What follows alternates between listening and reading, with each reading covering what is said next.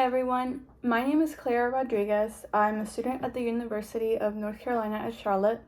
I'm currently taking a class called Exploring L. Frank Baum's Oz with Professor Dina Masacci. Professor Masacci is actually the person who introduced the project to me. Today I'll be reading Roselawn by Jay Davis.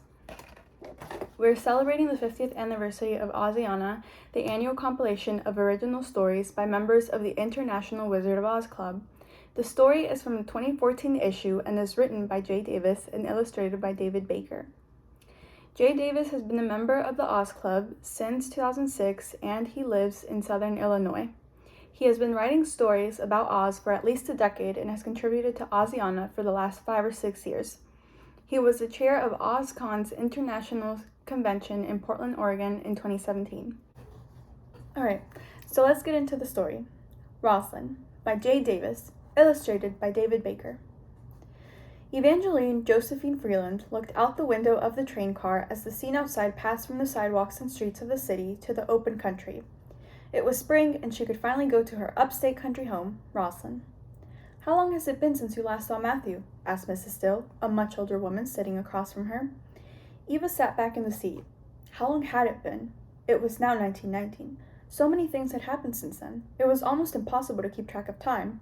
She had experienced so many new things. As Matthew had gone overseas, she had left her home state of New York for Chicago, meeting writers whose work she would illustrate with her beautiful images. Not only had she formed business partnerships, she had made new friends. But there wasn't a day that went by when she hadn't eagerly looked for any news from the war, dreading that she would find Matthew's name amidst a list of fallen soldiers. It was, in fact, looking over just such a list that she had found the name William K. Still. She knew that name as the husband of her childhood governess, Ruth Bombian. That was why the widow Mrs. Still was with her now. They both needed to get away for a time and celebrate with Matthew that the dreadful war was finally over. Eva drummed her fingers on the seat. "It's been 2 years." Mrs. Still nodded. She smiled and turned her head to look out the window. Immediately she looked sad. Eva swallowed a lump in her throat. She opened her bag and began reviewing a manuscript for illustration. However, it was no use as she could not concentrate. She wanted to tell Mrs. Still how overjoyed she was that Matthew had survived, but she did not want to upset the widow. "So," said Mrs. Still, "are you engaged, Dot?" Eva stifled a laugh. Hardly anyone called her Dot anymore, except on a rare occasion, her father or Matthew. "No," she replied sheepishly. "What of this Matthew fellow? He seems to like you pretty well." Eva smiled. "I suppose he's a brother to me. I convinced Papa to take him under his wing to learn to be a banker like him." "Oh?" Ruth smiled mischievously. "Well, he couldn't just be a gardener like his father. Taught special. I'm very glad he came to you." Eva faintly smiled. "I was so sorry to hear about William." "Thank you, dear," was the sincere response. "Not a day goes by that I don't miss him. We had 5 wonderful years of wedded bliss before he went away, but now all I have left are the precious memories to treasure." Eva nodded.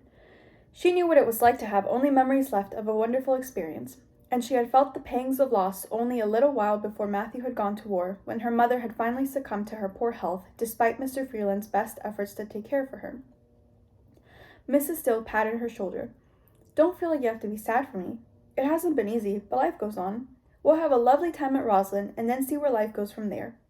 The conversation took on a lighter air, and soon Eva and Mrs. Still found themselves swapping stories about their lives, and before long, the two found themselves watching for familiar landmarks through the window, Eva gleefully looking for the next one whizzing by the train as it passed. Finally, they arrived at the familiar country station, and to their delight, the old gardener, Mr. Thompson, was waiting for them with a little horse-drawn buggy. "How's Mother Thompson?" asked Eva. After her mother had passed away, Matthew's mother had stepped in as a surrogate, writing to Eva and offering sage, down-to-earth advice, which was greatly appreciated by a young woman on her own in Chicago. Letters and telegrams from Mother Thompson had been a wonderful source of comfort. "Oh, she's doing very well. She's looking forward to seeing you." "I'm sure she must be excited to have Matthew back," added Ruth. "Oh, yes, she's very happy he's home," was the calm reply. "Aren't you?" asked Eva. "Well," Mr. Thompson continued, "he's been in the strangest way since he got back. He keeps quiet, doesn't talk much, you know. He has trouble looking you in the eye." "He isn't all right?" Ruth inquired, leaning forward in the carriage. "He's nothing like all the other boys come from the war, big and proud." Do you want him to be? We wanted to welcome a hero home. That's not what we got. Eva bristled at this. So because he's been quiet, he's not a hero? Well, no. It's just that he doesn't say much of anything. He doesn't eat much either. He could put away the steak and potatoes before he went. Now he just pricks at his plate and takes a few bites. That doesn't sound like him at all, commented Eva. Oh, the poor boy, exclaimed Ruth. She looked at Eva. Perhaps you can help him, dear. Maybe, replied Eva. The rest of the trip was made in silence. At last, they arrived at Roselawn, and the two women stepped out of the buggy and made their way to the house. As Eva stepped onto the wide, welcoming veranda, she looked around at the old, familiar sights of the white gravel paths, the rose hedges, the gables, and sloping roofs above. How could anyone be unhappy here? She whispered. She smiled and went inside to drop off her bag in her bedroom. Eva knocked on the door of the little house that Matthew lived in with his parents. Although Eva's father had begun teaching Matthew the banker's trade, he had not yet been able to move out on his own, and his mother and father were content in their little home. Mother Thompson opened the door, and the two women hugged each other. It's so wonderful to see you, Eva, said the older woman. How's Chicago? Just the same as ever, replied Eva. It will be all right on its own for me to get out here for a few months. I had to bring my work home with me this time, but I should be able to finish off these last few illustrations, send them back to the publisher, and enjoy my vacation. I'm sure Matthew will be glad to see you. Eva had almost forgotten about what Mr. Thompson had said. How is he? Well, he's badly shaken up, but I think seeing you would do him good. He's around back. Eva nodded at Mother Thompson and walked to the back of the house. As she turned the corner, she saw Matthew sitting on a wooden chair, whittling at a stick of wood with a knife. He looked as she had remembered him, his curly, cropped black hair framing his sun-tanned face. Matthew! She cried.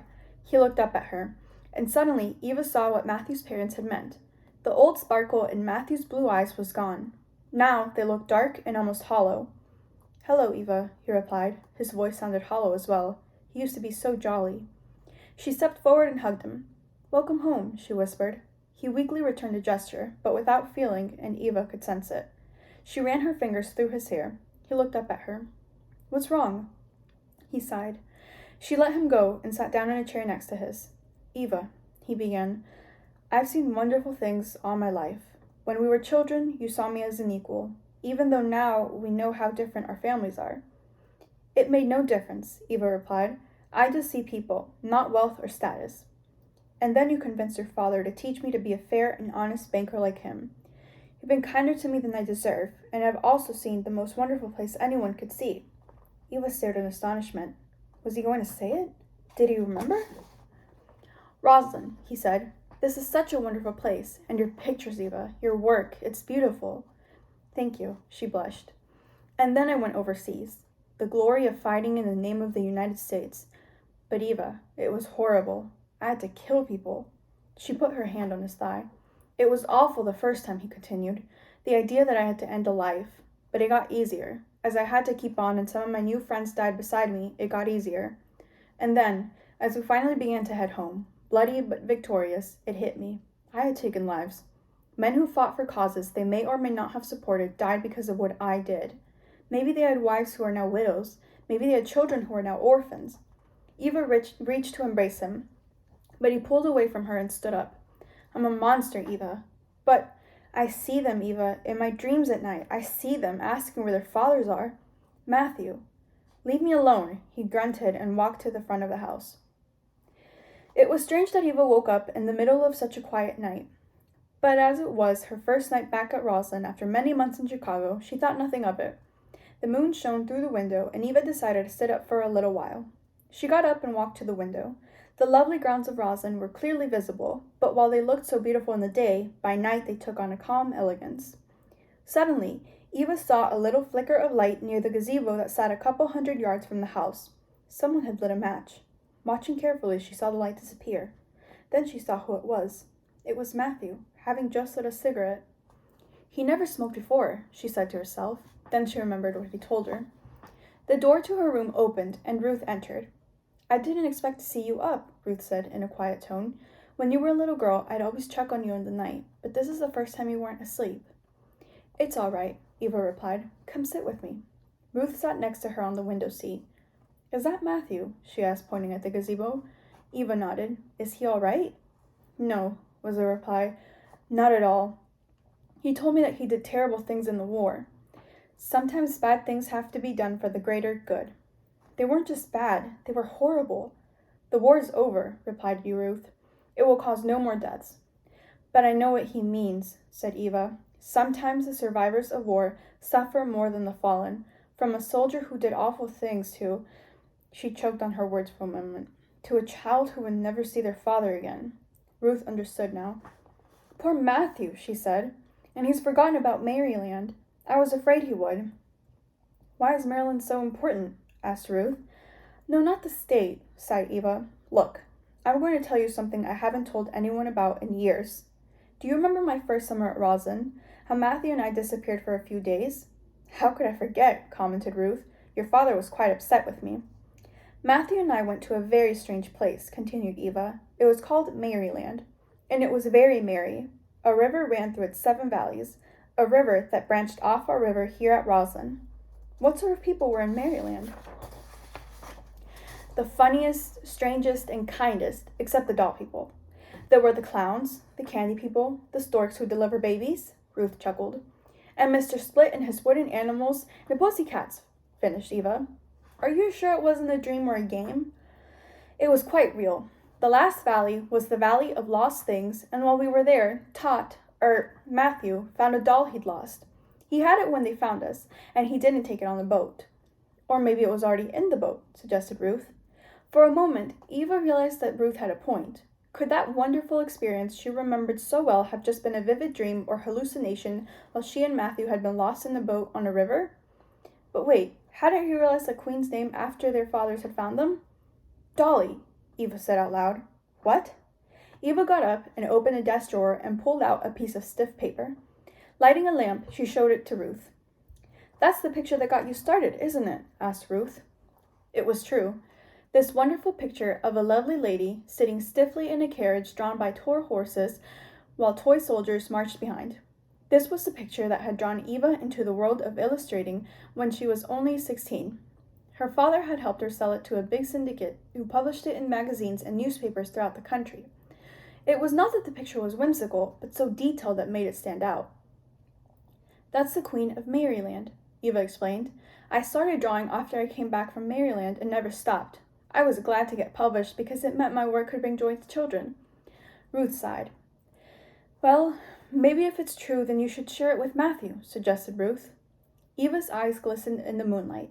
That's it, she exclaimed. 2 weeks later, Matthew received a note from Eva, inviting him to a picnic lunch by the river bank. Matthew was certainly not feeling right about snapping at his old friend, even though he was sure she didn't quite understand what he was feeling. He appreciated that Eva had given him a space since her first day back at Roselawn, but he missed how they would talk and laugh as they did before he went away. Under these circumstances, despite the heavy feelings he still carried, he accepted the invitation. When he arrived at the river, he found Eva waiting for him with a picnic basket. By the river was a small rowboat. The two hugged. It's a little early for lunch yet, said Eva. Would you like to go for a little boat ride? Matthew nodded, and Eva climbed into the boat, carrying the basket with her. Matthew pushed the boat into the river, then climbed in himself, rowing carefully downstream. The river, they knew, led into a large pond not far from Roselawn, so it would be a little trouble if they had to walk back. As the sun was bright and the sky was clear, the ride proved lovely. I want to show you something, Eva said at last. From behind her seat, she pulled out a book and held it to Matthew. He pulled the oars back in and looked it over. It was apparently handmade, and upon opening, he could see that it was made of hand-drawn and lettered pages. Dot and Tot's Maryland? He asked, noting the title. Eva nodded. Ruth helped me make it, she explained. Most of the pictures were already drawn, so I just copied them for this. She wrote the story and lettered the pages herself. Matthew thumbed over the book.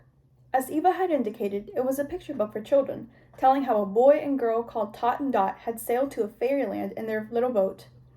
Much of the artwork was familiar to him, as the originals were among the many pictures that Eva had sent to the syndicate when she was commissioned for more artwork. Still, something about the book brought a calm, familiar sensation to him.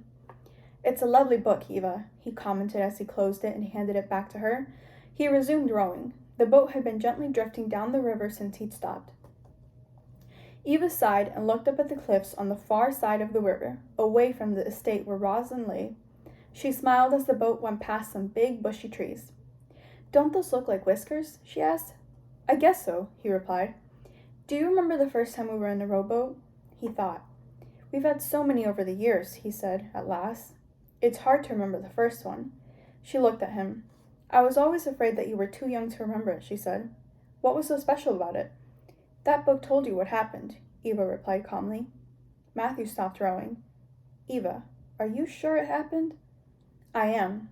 Matthew sighed. "How could such a place as that exist?" he said at last. "In a world like ours, where men will openly kill each other and be so horrible as to be called a hero for it, how can such a place possibly exist?" "Do you remember Maryland, then?" "A snatch here and there," he confessed, "but I assumed it was a game we played when I was a kid, or maybe a dream I had." "Look," Eva said, taking his hand, "you've done terrible things, Matthew, but I know you're no monster. You feel awful because you're human. You know you've hurt people and you feel compassion. You know you can never make up for it. The children and the widows will grieve, and no matter what, there will always be something missing. But for you and them, life will continue. Time will go on, and soon new joys can be found." Matthew shook his head and continued rowing. "I don't think I can put my mind at ease about it so quickly." "No," admitted Eva, "you can't. But that's why I'm here. I want you to talk about it. The worst thing you can do is keep it inside. I'm your friend and always will be. If you need to talk, I'm right here." Matthew sighed, then looked at his friend and smiled. He pulled the oars into the boat. "Do you think you could read that book to me?" he asked. Eva looked at the cliffs. She had wandered along the banks often through the years, looking for the entrance to the tunnel to Maryland, but she never could find it. Dolly had done her work well. Still, Maryland could be found in other places, in her memories, in her artwork, in this new book, and in her wonderful friendship with Matthew. "Of course," she said. Matthew lay down in the boat with his head in her lap as she began to read, and so they drifted down the river, Dot and Tot having found the Maryland again at last. The end. I hope you enjoyed this reading of Roselawn by Jay Davis. Thank you.